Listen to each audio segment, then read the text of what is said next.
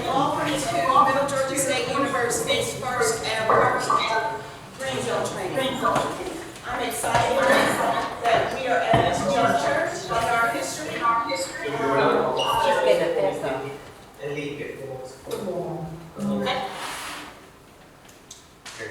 It means a tremendous amount that this institution has support from not only Dr. Blake, but from the cabinet as well. As we forge ahead to making this institution military friendlier, my thanks to you for taking time out of your schedule this morning to meet with us so that we all can learn how to make Middle Georgia State a Green Zone institution. Dr. Blake is here, and he has been invited to have a few words before we actually begin. Dr. Blake. Right, thanks, Steve. Colleagues, good morning, and good morning to those colleagues who are on other campuses and joining us on the teleconferencing device. This has been a very important day, and I really thank you for finding time at what is a very, very busy part of getting ready for the new year. I also want to thank Dee. Dee, as you know, was appointed this year. We began to realize as a university that our service to the public involves really facilitating the skills, the integration, the learning, and the value of an extraordinary population, our veteran population, as they return and come back with experiences in which we can learn. When we opened this week the Vector Center down in Warner Robins, the point that I made in my few remarks was that learning is shared. It's not just professor to student. There's some things that we can learn as an organization and as individual professionals from those around us, from our students. This is a group of students that can really enrich this university.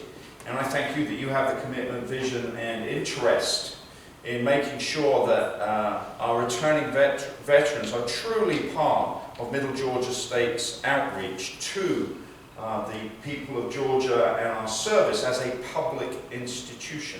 As you know, Georgia is one of the top 3 states in terms of returning veterans. I think Texas, and I forget the third one.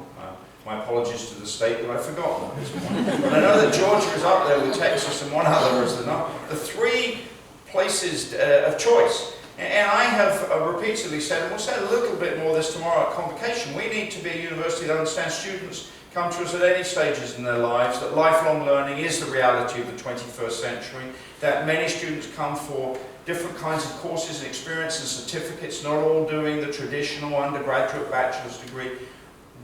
We're doing things like establishing this program, going through this training, having Dee work now as our veterans education leader on our campuses, and also having Colonel Patricia Ross down at the Vector Center. This is an exciting time. I would like to therefore congratulate you, to thank you. You're pioneers. This is forging a new path. That there isn't a well-trod road here. You and I are going to be the people treading the road, which means that we might stumble and might get a few things wrong, but we'll learn from that. But we do know that we will also be informed by these wonderful, wonderful people that will come back from serving the country in uniform and now can bring extraordinary insight, skills, and values that I think will enrich us as a university. I'm going to take my Green Zone sticker, I'm going to put it on the Office of the President, so that I hope that our veterans will know that the Office of the President is indeed a green zone, a place of integrity, of safety, security, and value, and I'm honoured that we can do that, and I know that you will be doing that. And finally, I would like to welcome our colleague from Georgia State, Mark Eister, who has been leading this kind of initiative at Georgia State now, and can bring his expertise and the experience of that community and truly do what a university system should do, which is to share and collaborate so that we can grow. So I thank you for being here. I know you have to listen to me tomorrow, so I'll keep the remarks short now. I don't want to use up all my verbal gasoline in just one session. And I look forward very much to monitoring the progress, the development, the great work that you will do with Dee and with Trish leading our initiative. So thank you so much for being here, for taking this seriously. Thank you for joining us remotely, colleagues from our other campuses, and I look forward to seeing you for Convocation, coffee, donuts, picnic, and all other sorts of fun things tomorrow morning. Have a wonderful day, and thank you, folks. Thank you. Thank you.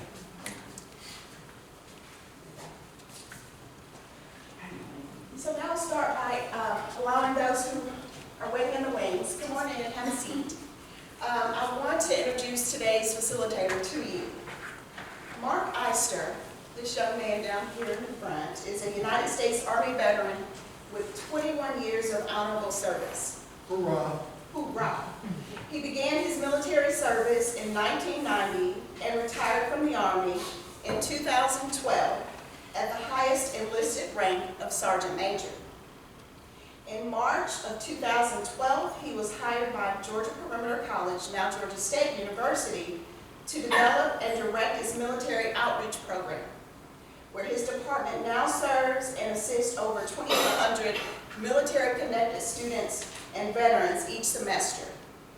As the Director of Military Outreach, Mark has developed a number of internal programs designed to serve student veterans and to educate and inform faculty and staff on veterans issues, to include today's Green Zone.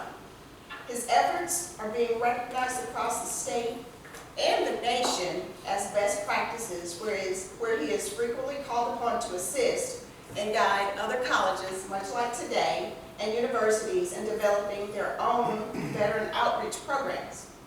Mark also routinely presents at conferences and seminars nationwide aimed at improving the student veterans college experience. Mark earned his undergraduate degree in theology from Liberty University and his MBA from Trident University. Mark has been married to Tina Eister, also an Army veteran for over 28 years, and has 4 children, one of whom is currently serving in the United States Air Force. Amen. Now, without further ado, I bring to you Mark Eister, who today I make an honorary knight because he is wearing purple on Purple Thursday.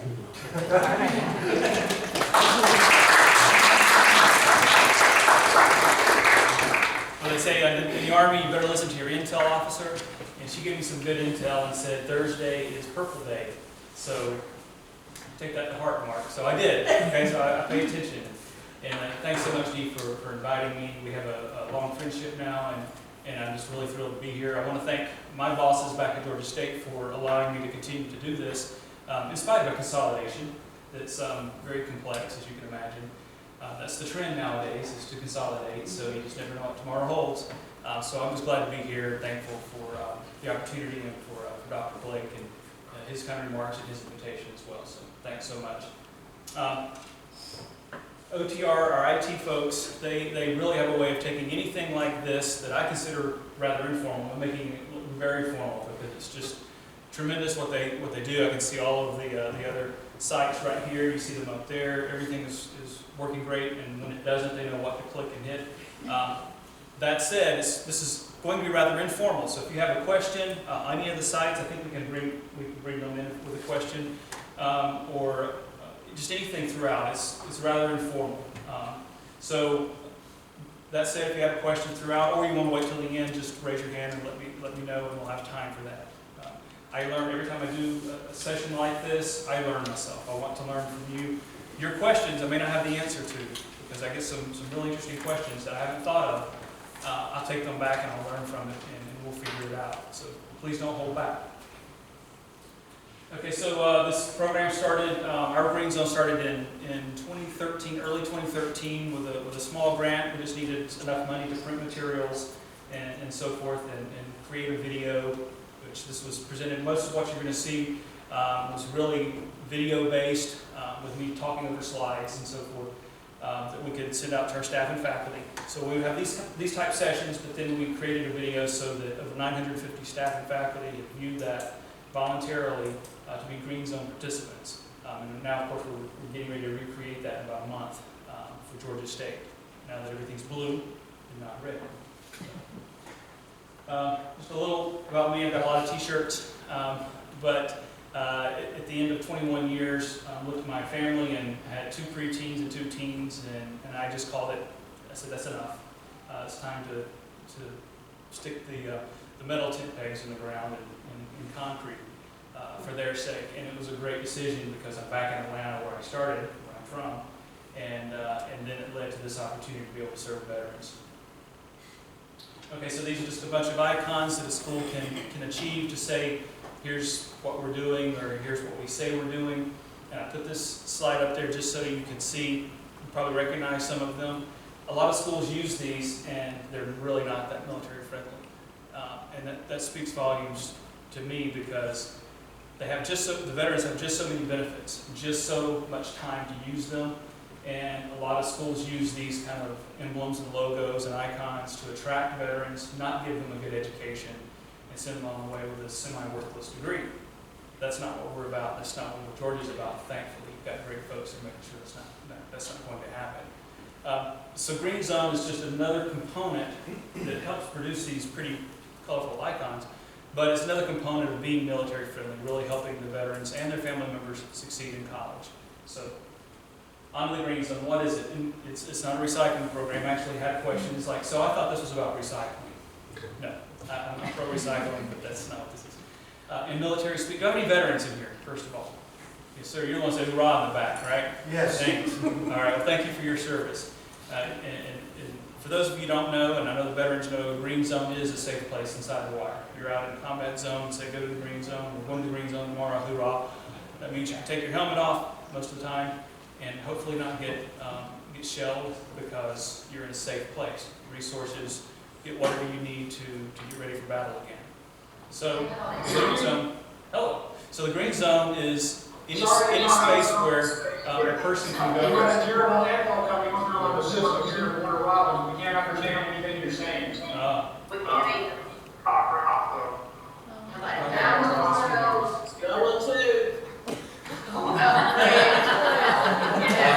Well, Eastman, are you guys okay? Okay, we can hear you. I imagine you're on it. Yeah. Okay. We'll drive on, that's what we do. So, the Green Zone is a place where you can go and get the resources you need. And it is being taped, so they'll be able to see this later if they can't see it today, right? So that if there's any kind of trouble, challenges, problems, they have a place they can go and receive the help they need and then go back out. So Green Zones on a college campus or wherever you're going to see those stickers, the owner of that space, whether it's a classroom or a staff person's office, that person has been through some type of Green Zone training where they have a better understanding of the challenges and issues the veterans are facing. And we'll stick most of the veterans in current military. The issues and challenges, and then also have some resources and ideas to help them so that you don't feel like, well, what do I do? You don't have to be scared, you don't have to be worried. You know what to do, you know some basic things to say. You're not an expert, but you have an idea and you can point them in the right direction. So that's basically what the Green Zone is. Some of your benefits, like I just said, you'll receive a little training here on what to look for in a military person, and some of the things that you'll recognize and know about them, and then ways to help them. Some of my slides are wordy. Don't worry about it. You can just kind of skim, read, and all. We'll just, like I said, it's informal and we'll talk. But once you've been through this, you're not expected to be an expert. You're just going to learn some basics. Much of these things you already know. But as we're moving along, I want you to start getting in, sort of in the mind of the military person, and see what they're going through. I want you to kind of get the sense of what they're feeling, going through, what they've been through, and then what they're bringing to campus, good and challenging, so that you'll have an idea of what's in their mind and their heart. Just some commonly used terms: OIF, OEF, OMD. Those are just the names of the actual operations that we'll refer to. I was OEF in Afghanistan, in Bosnia, and First Desert Storm, and you have a lot of active military here because of being so close to Warner Robins. So I'll try not to refer too much to Army. I'll try to stick with Air Force and make certain purple monsters happy. Active service members and veterans, they look just like the rest of society. You tend to not be able to even tell who they are on campus unless they're carrying a camouflage backpack, which a lot of them do. So they like to grow their hair, and the guys like to get the beards now, and the ladies want to blend right in now and so forth. You don't know who they are unless they say so in most cases. They look just like the other students, except they're just a little older. At least that's what they look like. Again, these are some of our numbers. Keep in mind this slide deck is really geared towards Georgia State because I'm teaching our staff and faculty. So for you folks, you're 450 to 500 known military. So it's certainly more than that. She has around 500 DDAs that she knows of that she can communicate with, but there's probably 200 to 300 more that you don't know about because they just don't raise their hand and say I'm a veteran unless you ask them directly and tell them there's a good reason for them to raise their hand. A lot of them say, well, it was 4 years in my past and I don't need anything, I'm good. Or they want to forget about it, what have you. So you have a number of them that you may know are in your classroom and others that are just kind of back in the wings, hiding a little bit. They don't want to let you know. So we'll talk about that in a minute too. So if this little doodad goes away, okay, this guy right here, he really looked, I got this picture up here because he really looked like my drill sergeant in basic training, Drill Sergeant Palmer. And I got to tell you, when I went to join the Army, my wife and I actually joined the Army at the same time. We've been married 3 years, and we said, if we're going to do this, we're going to serve our country like we wanted to all our lives, all our young lives. We need to do it now before the kids start coming. So we did. And then Desert Storm started and all of that. But got to basic training my very first day, sitting there with all my new buddies. And basic training really hadn't started yet. You're in reception. And the reception station is just where you're getting your hair cut and getting your uniforms issued. And I thought, this is easy. This is slack. I'm liking this because nobody's yelling at you yet. Yeah. You're only in reception. Okay, and you're there about 3 days. And then you go to your permanent station, or your training station. So we're sitting there in bleachers waiting for one of the little briefings and so forth, and here comes this drill sergeant just wearing the soldier out, just tearing him up. He's right behind the soldier, telling him to walk, and yelling in his ear. And I'm like, man, I don't get that drill sergeant. That was Drill Sergeant Palmer. He tore us up. He was tough. But at the end, he bought us pizza. And, just pizza in basic training is a treat anyway. But it was the night before graduation, and he became a human being and not a monster. And I just had, that's why I developed a true respect for tough leadership. He never mistreated us. He never cursed us out. Boy, he wore us out. And that's where I learned to respect that. But it scared the dickens out of me, I'll tell you that, when I saw him. And I just could not believe when he stepped in front of our platoon and said, I'm Drill Sergeant Palmer. I am your mother. I am your father. I'm like, oh, crud. Here we go. So that was 9 weeks of joy. So we'll talk about deployments. So before we get into the deployment cycle, you can just see from those numbers, and those are a little bit dated themselves. It says 2009, it's actually 2012. They've gone up some more, obviously. Lots of deployments, and the reason that's important is you can do something challenging one time. You do it a second time, and a third time, it really starts to wear on you, not just physically, not just mentally, not just spiritually, but certainly psychologically. It starts to really wear on you. And we've learned more now over the past 13, 14 years than we've learned from any other time in history, because that's the longest we've ever been in that type of consistent battle, that these repeated deployments really do degrade a person to the point of PTSD, which we'll talk about in more detail in a moment. So that's why those numbers are up there, so you realize that the repeated deployments are one of the biggest problems, not just a deployment, but going back and doing it over and over and over again. I was at Sergeant Major School with another Sergeant Major who deployed 9 times. 9 times. And I don't mean just whatever series, I mean he was in the combat zone 9 times. So there is a cycle to deployment, no matter if you're going in directly into combat or if you're going to be on a ship supporting combat, you go through all of these things and you're always in harm's way. You're always thinking about what might happen. You're thinking about your family. What happens if something happens to me? Those things are they're drilled into you. They want you to think like that so that you're being careful and you're paying attention to your leadership and you're doing what you're trained to do. But at the same time, it's starting to stretch you out even before you deploy.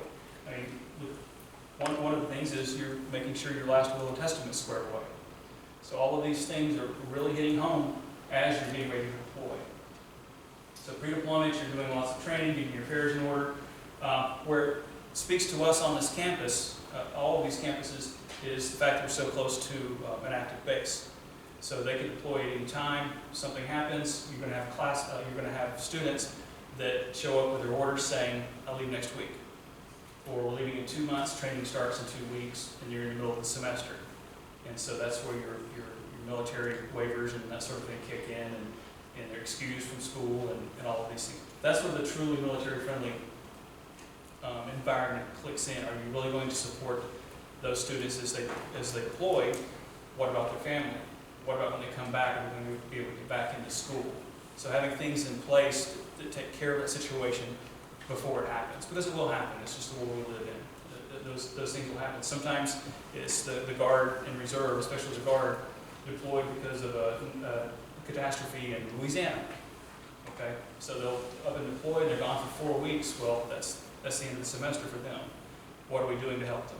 So there's a lot to be thinking about and considering even before these things happen, so that we can take care of those military students in our classrooms.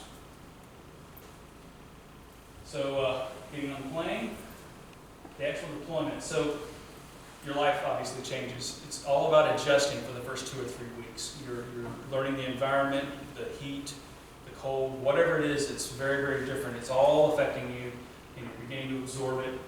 Then you're training, just like you train in the field. You're training in the environment, getting ready for the missions.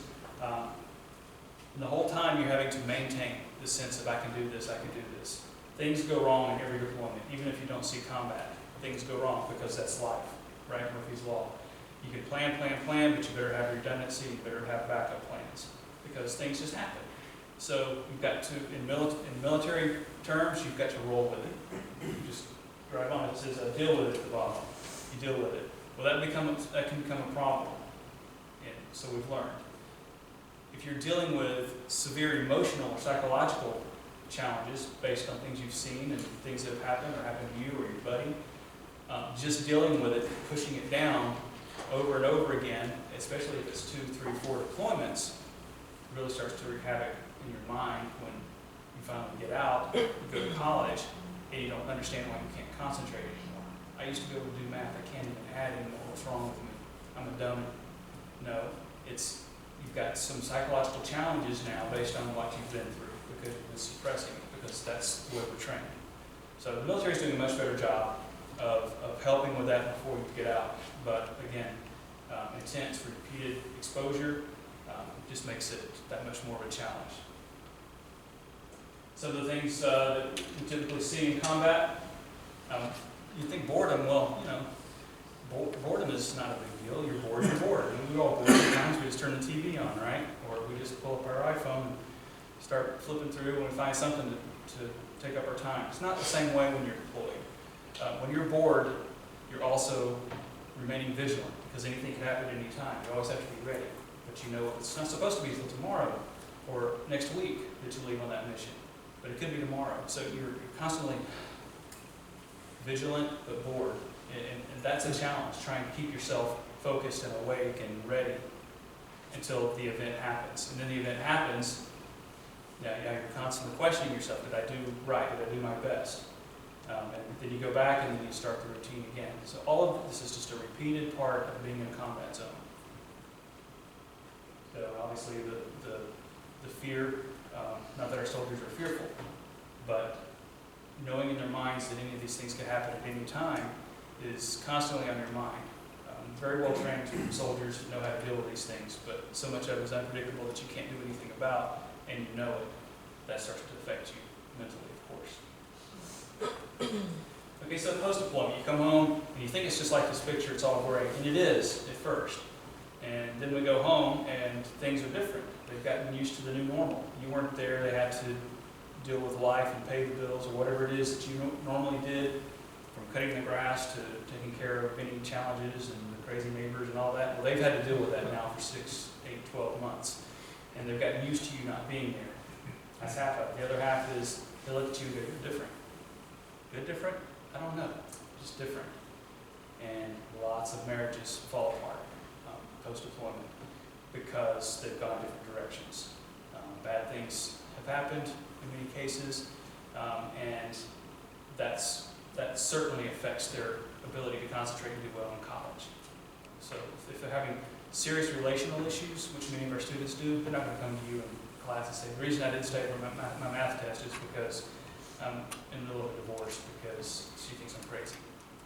Well, that's what a lot of our students, we'll get into the numbers in a minute, it's not the majority, but a lot of our students are going through that, even on your campus now, I guarantee it.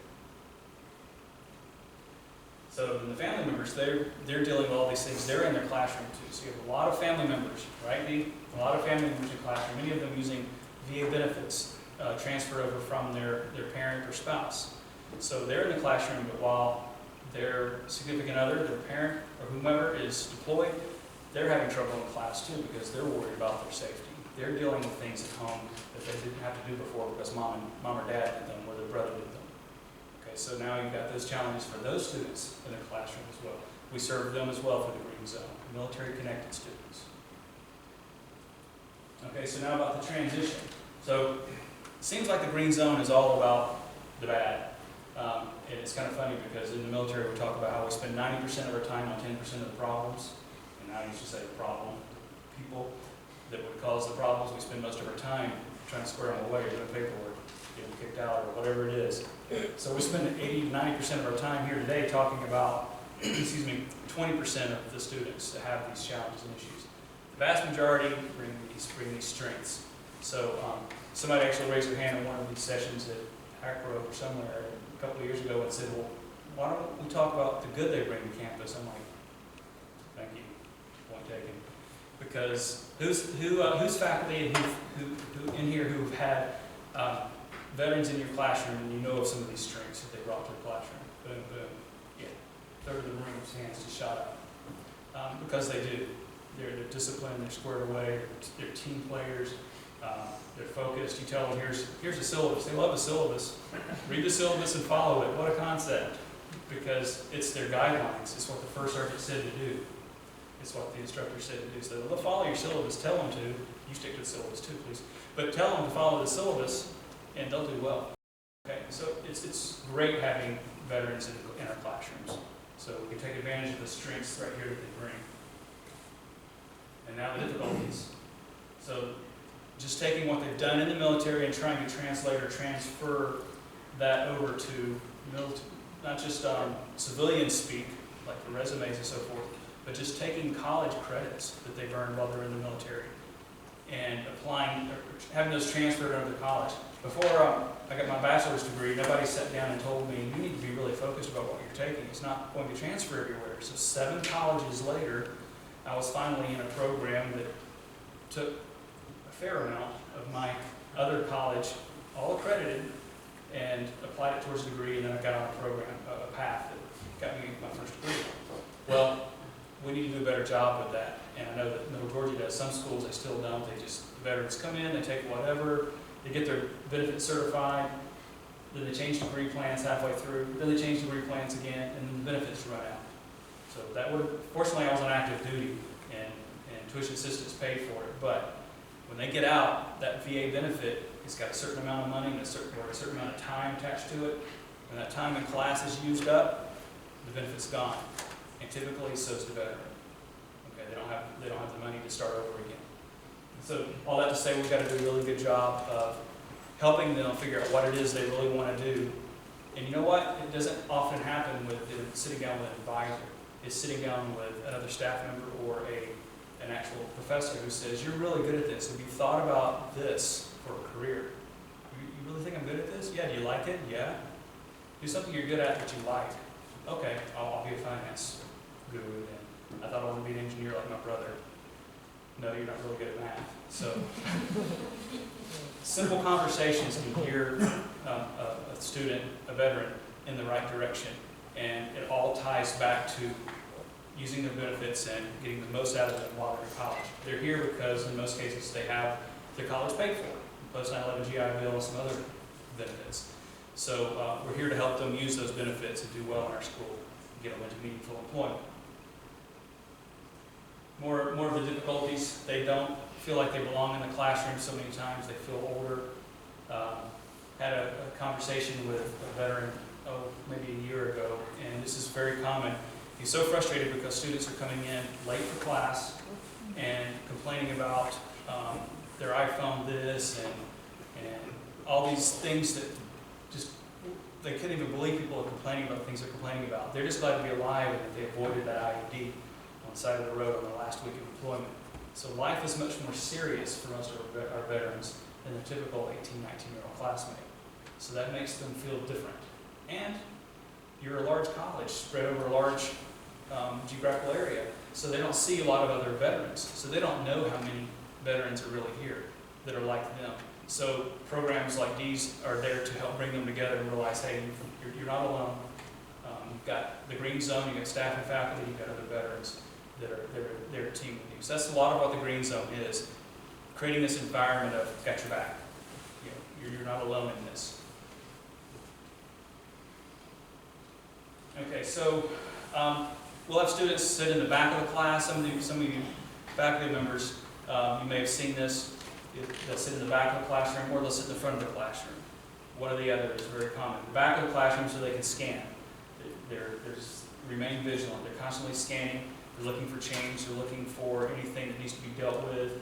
They don't like change because that's what you're trained in the combat zone. Especially if you're on a typical route back and forth, you see something different, it's not good. Something wasn't there that's there now. A little bag on the side of the road, you could flip them out because they know that something's not right. Or they'll sit in the front of the classroom, fight or flight. So if something happens to the rear, they're out of the classroom. And again, they're not even really thinking about it. They're just thinking, be ready to get out of that zone. You talk about road rage, and a lot of veterans, they'll come back, and I say a lot, but some, they'll come back and they think it's road rage and so forth in traffic jams. That's because the convoy stops. When a convoy stops, it's a bad thing. It's an ambush, or a potential ambush. And we have thousands and thousands of convoys, and of course thousands of IEDs, thousands of opportunities for ambushes. So they're trained, very, very vigilant for months and months, sometimes years after they return, to not get stopped in traffic. Because if your convoy stops, you know what happened at the very beginning of the Iraq War when that one convoy got lost, it got stopped, it got ambushed, and we lost a lot of soldiers. And we learn from that. Well, they bring that thinking, that mentality back. They get stopped in traffic, you see them swerving around, and they've got to get out of there. They can't stop. Atlanta's a really bad place for that. So, because you can't keep moving in Atlanta.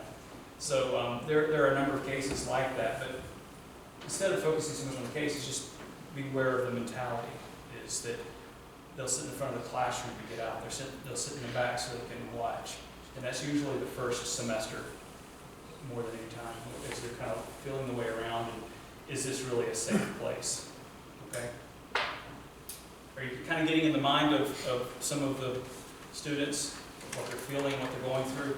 And this is before we even, I don't even include it here, this is before we even get into the challenge of applying for and using the benefit itself to go to school. That's a chore. Do you have any certifying officials in here? Maybe on the other campuses? Yep, there's one. Certifying official. That's the person that receives their request to be certified to use their benefits, checks it against the program of study to make sure all the classes are eligible. They send that to the VA. The VA sends back to the school that they're certified, and then they start to pay the student or the school for their classes. That's a real process. Just the way I explained it really fast, you can see that's a lot already. Well, try to explain that to a student who was told as they got out of the military, you're going to go to school for free. Well, they didn't tell them about all this process and headache, plus you probably have PTSD and this, that, and the other if you've been in combat. No, they just show up on campus saying, hey, I want to go to school. Okay. And we start from square one.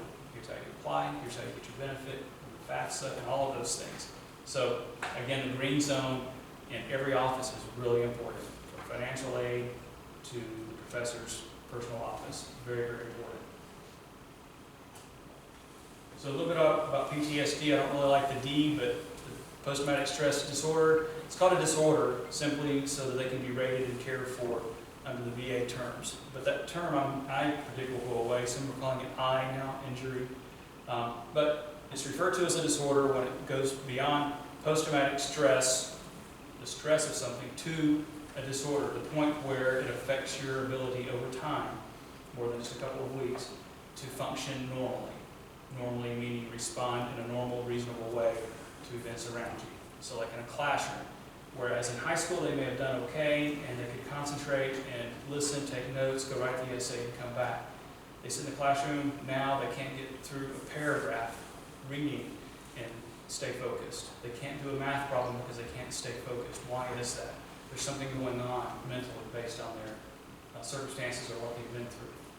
And those are some of the very basic and most obvious symptoms of PTSD, where a person used to not have anger issues or severe depression, full spectrum, and they do now. Those are often symptoms of PTSD. Things to be aware of. We'll get into some things you can and can't say or should and should not say to any student, but you can probe. You obviously will say, you have a disability, you have PTSD, man?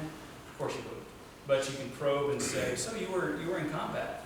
Yeah, what was that like? And then you'll start to kind of learn more about them, and they say, yeah, it was tough. It was really hard, and I think it's maybe affected me. Okay, so you start probing a bit, you can get them help. And when that happens, you've got an expert here to send them to, and we'll get into some of the resources, but she has all of these resources too to get them help. Again, this is a small percentage, but it's in your classroom, it affects the entire class. It affects you. So, very important. The last thing there, you're not expected to be an expert. Okay, I can't stress that enough. I'm not an expert, but I do recognize some signs, and I know who the experts are. So that's the main thing, is just to know who to call, where to send them. If somebody says, I need help, you never leave them hanging on the edge of a cliff. You help them. And if you're not strong enough to pull them up off the cliff, you go get help immediately and help them. That's the way I look at it. It's our responsibility. This is just some more symptoms of PTSD. Read through those and just think in terms of your students. That's what we're focusing on here. And how these things, these symptoms, could clearly affect their ability to do well in a college environment.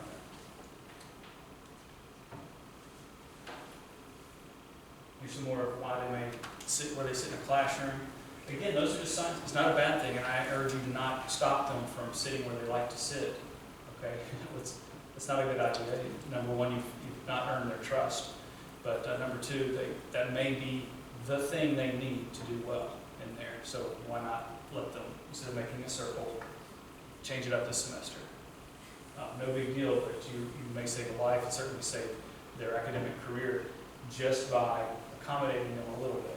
And then you'll learn, when they do these kind of things, you may learn that, okay, that was a veteran, this is what they're going through, let me get to know them, let me build the trust, let me see if I can help them further.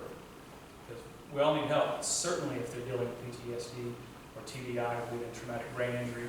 If they've been dealing with that, you may be the one person that can help, because you're the only one that said, hey, come on, let's talk. It takes 5 minutes to talk to them. It could change a life. So, final thing on PTSD, you don't have to be an expert. All of us who've been in the military, whether we're deployed or not, have been in stressful environments, tough situations. And if you're deployed, guaranteed you've been in a tough situation, even if you weren't shot at, because you know you can be. You know that something bad can happen anytime, just training accidents. But whenever you're filling out powers of attorney and your last will and testament, life is serious and it affects you. They're all bringing that back. Getting to a new place, going to college, hoping to do well, hoping to get some kind of assistance. So that's what we're all here for with the green zone, is just to help them get to that better place. And if they do have PTSD, give them the help they need. I mentioned TBI. Let me see, I'll make sure I don't have the answer up here. Can somebody tell me why they think we have more TBI injuries, traumatic brain injuries now, than we have in past conflicts? Any ideas? Besides just the fact that we're of IEDs themselves, improvised explosive devices on the roadside. Any ideas? It's almost ironic. It's because we have such a good, yes, in the back. Better safety, better equipment. Better equipment. Fewer fatalities. Exactly, it's better equipment. So let me give you, you're sitting in a Humvee, a military Jeep, okay? And you're driving along and the bomb goes off as you drive over it and the Jeep goes up. Now, they're armor plated now. They're called MRAP. They're wrapped with steel now, and we have many fewer deaths and maimings. That's great, right? And that's the result of the first few years of war going. We're losing too many soldiers. So we invested a great deal in underwrapping our vehicles. So now the vehicle, instead of exploding, would go up in the air and come back down. Well, the individual sitting there, even though he or she is strapped in, they've got their Kevlar helmet on. Fantastic piece of equipment. Saves hundreds and hundreds of lives. This is a fantastic helmet. But what happens with your head inside a helmet? A hard Kevlar helmet. You go up, your head comes up, hits the roof of the vehicle. So it hits that and stops. Your brain goes and hits your hard skull. You come back down, your brain comes down, and bounces back up like this inside your skull. So no, you didn't die, but you bruised, minimally, you bruised your brain, okay? Then you do that 3 times, 4 times, 5 times, severe concussions. They take a football player out, right? He's out. I mean, we've got movies about that now. He's out of the game, he's out for a week. Depending on how they classify it, he's out for 6 weeks. Well, day after tomorrow, that soldier's back in the Jeep and hits another IED. And that was the reality of it. So now we have that many more coming back with symptoms. First, we don't even know if they're injured. They don't know that they're actually injured, but they've actually bruised or injured their brain. Most of the time, it's temporary. Our brain is amazing, just like the rest of our bodies, that they do heal, but it takes time. Sometimes they don't heal because they were injured so badly. But in most cases, they're mild TBIs, meaning that they will heal over time. But here's the problem. They show up on campus, they go to school, and they don't even know that they've got those challenges and issues. They don't even know that their brain was actually hurt as bad as it was. And you don't know until you actually start trying to use it in a different way. In military life, especially in combat, it's very routine. You go through the motions, you do it so fast, so quick, you don't even think about it. You're well trained, you're reacting. You're not even hardly thinking, you're just doing it, and that's why our military is so good. It's so well trained. Now you sit down in a calm, quiet classroom or at the dining room table with your book open and you're trying to concentrate and your brain's just not firing right. Why? Why can't I concentrate? And some of them are crazy, and this, that, and the other. I won't see anybody, they'll think I'm crazy. If I want to go back in the military, they'll tag me and say they won't take crazy people back in, and all the stigma, they're confused, and it's just simply because they had a TBI, traumatic brain injury, in many cases mild. So, we'll get to, there's the improvements in the body armor. These are some of the things you can look for. Just some of the symptoms of this person is different from before they were in the military or before that event happened. These are some of the things they're going through now. Maybe they have a traumatic brain injury they're still suffering through. And if you don't know who to call, based on some resources I'll give you in a minute, Dee sure will. You just call your veteran. What's the technical name for your center? Vector. Vector. Okay, so you just call Vector. So if you're on campus or at the Vector Center, any of the campus, you can reach out to Dean or and the staff. They will get you pointed in the right direction. But you can't let this stuff just sit there and simmer. What happens is a TBI, very, very much linked to PTSD. Okay, so many of the symptoms that you've seen already are the same or similar. They're very much linked. What happens is that if the student, the veteran, does not get the treatment they need, they will resort to alcohol or drugs. In many cases, drugs that the VA will give them. And then that turns into a habit-forming problem. Then you compound that with alcohol. They're self-medicating because that's the only way they can get away from how they feel. We want to catch that preferably before it starts. But so many times, be aware if you're hearing and seeing some of this and the student starts to be late, you're starting to look all kind of ragged, and those things are starting to change in a negative way. They're on a downward curve, downward slide. You can get them some help, you can talk to them. In so many cases, alcohol is involved because it's an escape. They're not doing it because they're just bad people. They're doing it to medicate themselves. Excuse me. We had a student come in. I could smell the alcohol in his breath. A few minutes later, he did admit that he was going to commit suicide. He was going to kill himself. And I'll go all the way to the end of the story. He's allowed us to use him as basically as our poster boy of what a straight F student looked like who was in lots of trouble to a straight A student who got the help he needed. And now he goes around with me and speaks to organizations about don't let this happen to you. Don't get into drugs, even the legal drugs, because there's some that can treat you well, but they can be so addictive. And certainly the alcohol, because now you can't think straight and you will go through with what you're toying with in your mind. And he almost did, so we got him help. got the gun out of his house, he was living with his aunt. We just stepped right in and helped him. That can be anybody, you can step right in and help somebody. You see any of these signs, have a conversation. More things to look for. Yeah, I know. Probably reading through that, I could be any college student, right? I mean, really, yeah, every one of them. But if that student is like that, up and down, or you talk to them and say, hey, you seem agitated. I mean, you felt this way long? No, just since I got out of the military. Oh, or ever since I met Drill Sergeant Palmer. You know, so there's something going on there. Something has changed. That's what you want to try to determine. Again, we've already touched on this all the way through. Whatever they're going through, good or bad, for every student is going to affect them in the classroom. Just like us with marriage. If something's going wrong with the marriage, it's going to affect my work. If something's going wrong with them internally or in their relationships at home, it's going to affect them in your classroom. So we want to help them, we want to catch it. Some other things, spinal cord injury. Again, that vehicle goes up in the air, and if they come down wrong, if they survive the blast and come back down wrong, they can hurt their spinal cord, or just the base of the neck is a very common injury. They go up and hit the roof like this, and they have injury here. They'll know that.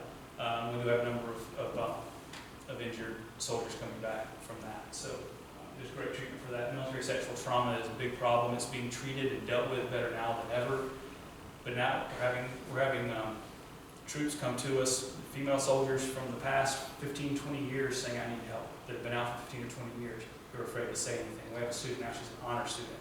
And the first time she ever spoke up about how she was treated in basic training 25 years ago now. First time she ever talked about it. And she's gotten help, and now she's an honor student because somebody listened and she dropped the fear to talk about it and got help. So that's a win-win.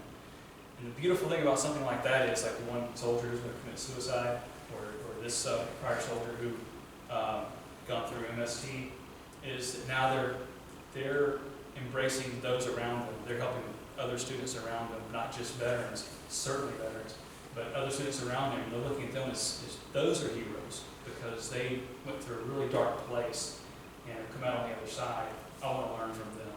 And we're not even talking about military. A lot of them don't even know they're veterans. They just see that, wow, how did he become such a good student? Wow, she's an honor student. She's 53. And she's doing so good. I want to do like that. So when you help one, you're obviously helping anyone they touch as well. Okay, disabilities. The biggest thing I say about disabilities is so many troops, they don't want to identify themselves as having a disability, at least not publicly. They'll do it with the VA to get the rating that they've, I don't want to say earned, but they deserve for having been injured or their body broken down for 20 years in the military.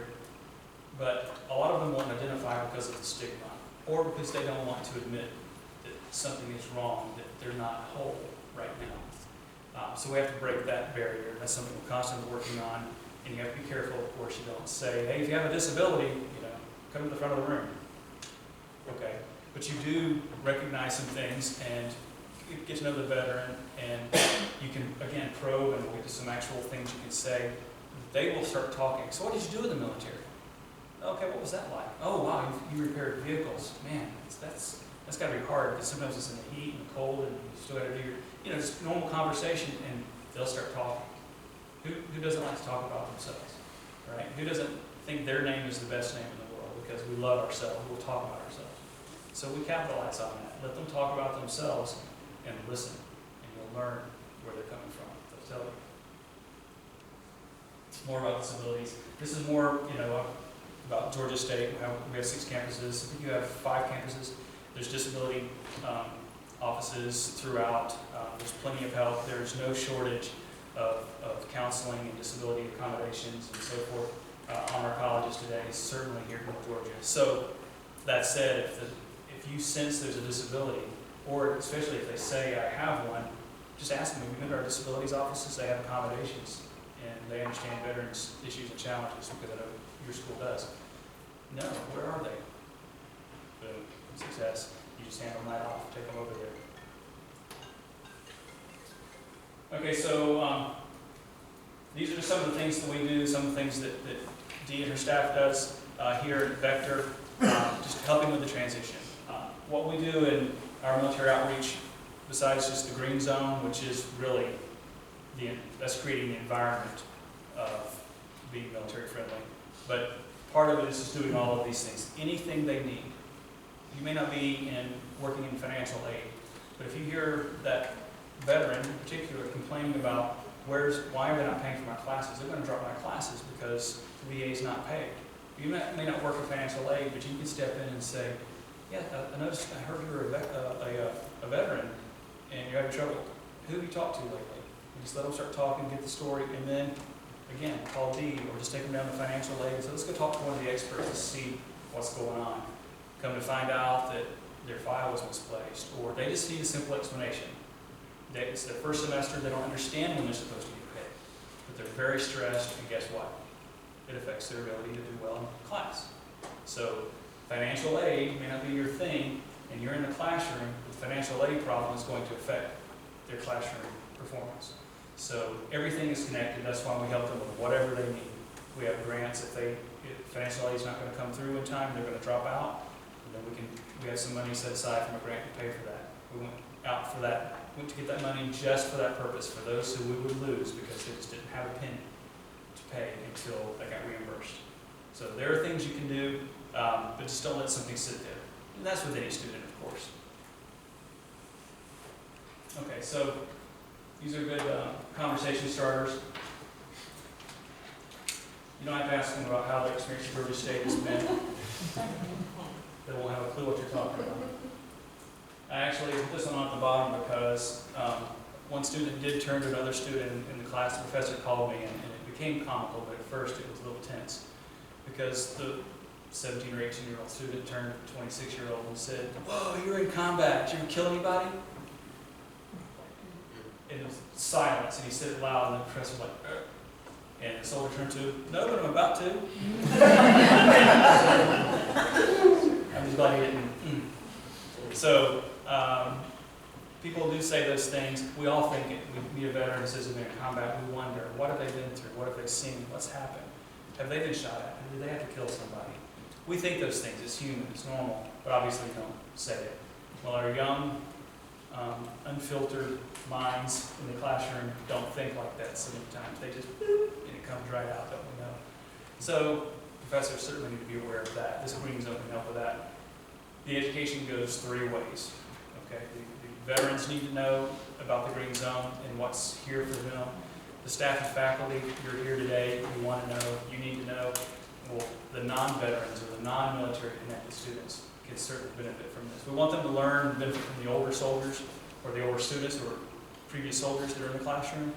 But we want them just to learn from those experiences, learn what they're going through now.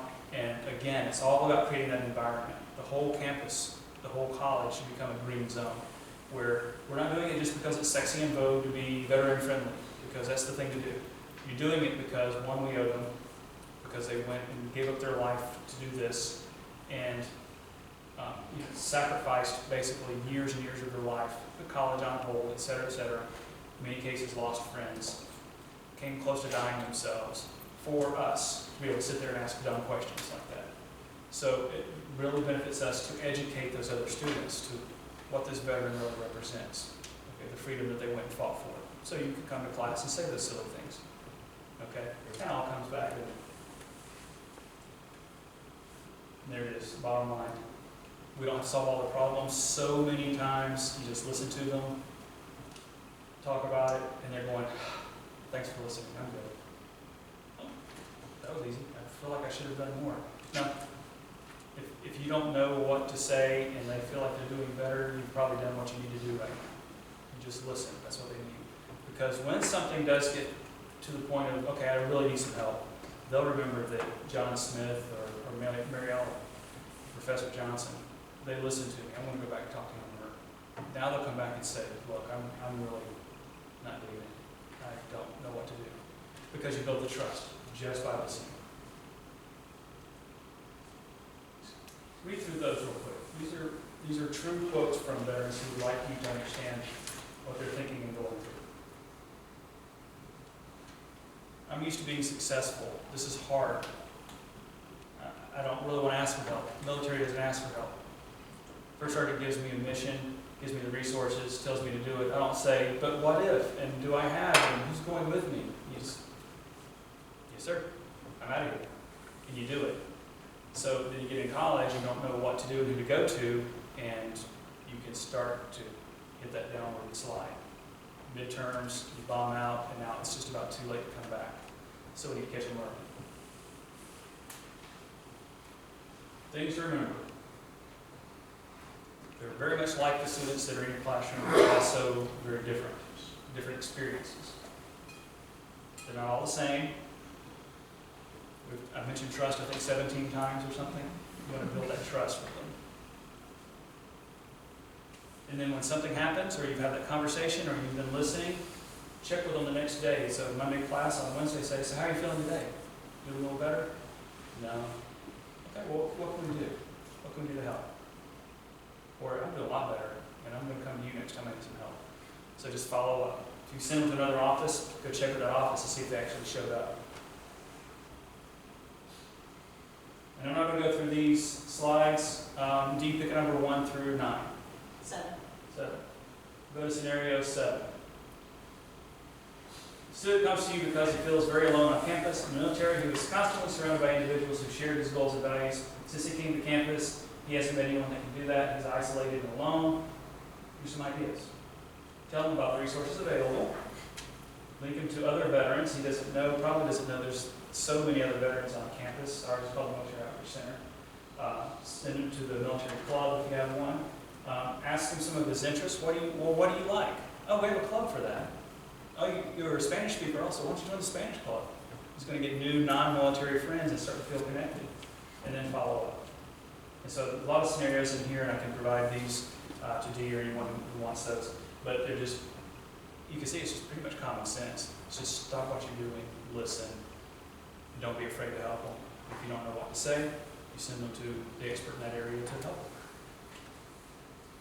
No more scenarios. But we're almost out of time. These are resources, these are offices, but all of this D has, she has all of these, all this information. You don't have to go looking at all this up. Just letting you know, I want you to see real quick what's actually available out there. All the VA resources, the Veterans Association, VFW, American Legion, IAVA, DAV, Disabled Americans Veterans Association. Vet centers around Atlanta, you've got vet here as well. All the PTSD helps. TBI helps, spinal cord injury, substance abuse, alcohol and drugs, MST resources, suicide prevention, very important. These bracelets that I think everyone picked up, there's 2 left. They've got the number on there. I've had students call it several times. A number of students call and get help through the VA's crisis line 24/7. It saves lives. Any questions? Question? Yes, ma'am. I wanted to know if you would be willing to make your slides available. Absolutely. Thank you. Absolutely. I'll leave my cards here. Anybody who wants the slides, I'll just do it one-on-one, probably easier that way. I'll just leave a stack of cards here. Take my card and just email me, and I'll send you the slides right back. That way, and it's a good idea. What I used to do, and probably it's going to be all digital now because of cost and so forth. Dee has one of my older books here. It's the slide deck. What would happen was once you went through the Green Zone training, you'd get the book, the sticker and the book. I would send them to you, and you would have all of this and all the resources right there in front of you. They'd pull out of the desk and go, oh, you had a spinal cord injury. Did you know about these 3 websites here in Atlanta, or what have you? So all of that's available on the slides. That's why I say that. You'll have it at your fingertips. Okay. Yes, sir, in the back. Hey, Mark, I just recently graduated. At my school, their veteran center actually kept the numbers of the GPA, the students versus the veteran students. I'm just curious, have y'all done that at Georgia State? Yeah, they're very similar. Now that's one of my goals.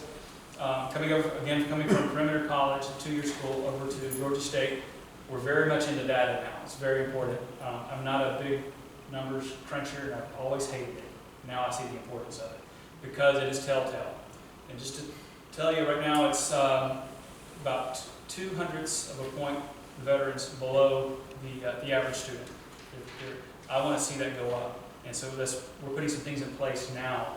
For one thing, a peer-to-peer mentoring program that I am absolutely 100% sure is going to improve retention and graduation and GPA. So it's a great question because it's different in different schools. Right. Ours is pretty high because we're helping the veterans. But follow on? Because the reason I asked because at that particular school, their veterans GPA was 3.3 average, and the other students were like at 31.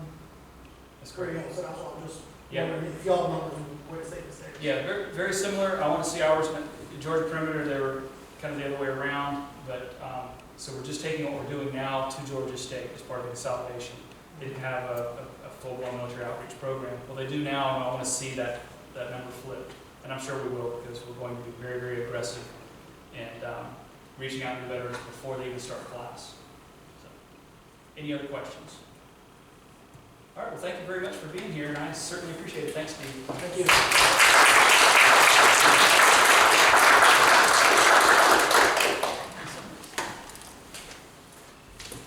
That nearly concludes this morning's Green Zone training. Again, I can't thank you guys enough for recognizing the importance of what it is we're doing here at Middle Georgia State.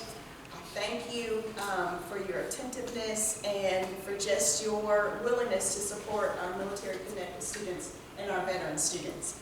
Other campuses, do you have any questions at this particular time? I see some head shaking, no? Yes. One, I know that we have to worry about students and their academic privacy not infringed. However, is there any way that just between like you and me, you could say, hey, you've got these 5 students in your class. I don't need to know anything else. I just need that because I tend to interact with my students a lot. And it's easier for me to follow through. I read your email about the 20 students back and forth. It's easier for me to micromanage my class. And that way, if I know I have John Doe and I'm having problems, I can call you and say, okay, who else has him in class? And see if they're having the similar problems, and then the faculty involved can come up with a tactic to approach them so that we can do whatever. But without knowing them, and I know that this is a problem with the dual enrollment students because we're being blindsided, they're getting better. At the end of the semester saying, we needed these grades. Well, you didn't tell me that. So sometimes I'm not sure who I'm looking at, and I'm iffy, and I do more and be more likely to step forward if I had a clue that I was dealing with what I thought I was. Does that make sense? It does make sense. And what Dr. Garisco is referring to is our sponsor and mentorship program that we're about to kick off. And she referred to the 20 students. The folks, the faculty and staff who committed to serve as a sponsor, I see some of them here in the audience. They're going to get a list of 20 students, and basically they send a series of 3 emails, one before the semester starts, one right before midterm, and then the last email will be sent right before final exams, just to check on them, to see if there are any issues that we can possibly resolve before they really become full-blown. So the best thing to do is just to send that email, make that connection sooner rather than later, and just continue to help them succeed here at Middle Georgia State. And so what I have here on your way out, if you've not signed in at any of the campuses, please sign in. Warner Robins, Dublin, Eastman, Cochran. See me tomorrow at Convocation. I will have these with me. You can pick yours up from me tomorrow. If not, then they will be sent to your campuses. Macon, you can pick yours up today. Any other last questions? Thank you so much.